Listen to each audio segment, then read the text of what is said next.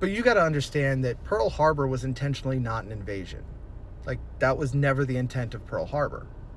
They attacked us with the idea that they would hit us hard enough and wipe out enough of our Pacific fleet that it would take too long for America to gear back up and, have anything that could come after them on that side of the world.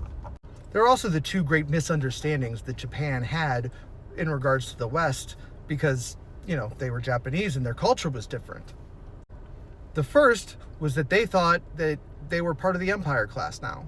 The Russo-Japanese War was only, a few decades in the past, and they just wiped the floor with the Russian Navy.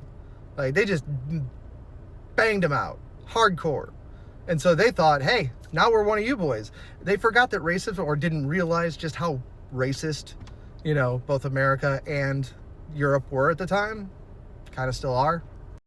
Then there's the other cultural aspect that, you go in, you punch them hard, and they'll sit down. That was what happened in Japanese culture, allegedly at the time, or at least that's how the emperor and his advisors saw it. And so that's why Pearl Harbor was planned as it was planned.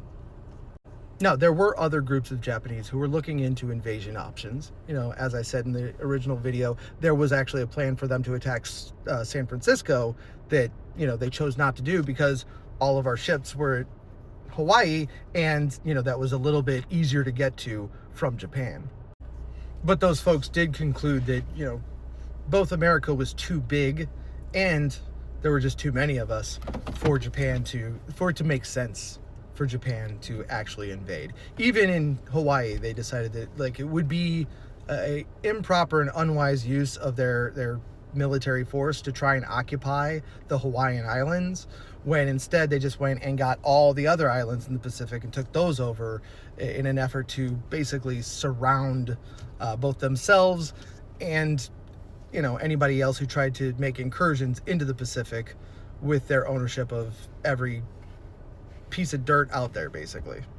Now, you may have heard the quote, a rifle behind every blade of grass, which was alleged to have been said by Yamamoto, but that quote is apocryphal at best, and very much likely one of those things that was made up after the fact in order to assuage or calm some feelings about the decision to not invade Hawaii or, take a chance at the mainland. But when it comes back to the point of the original video, we do need to review our interpretation of the Second Amendment and remember that first part is there when it comes to personal weapons, because we do regulate the arms that an individual is allowed to buy already. For example, I can't own an M1 Abrams, nor can I buy a A10 Warthog. If I had the proper training and had enough money, shouldn't I be able to? No, I shouldn't. Anyway.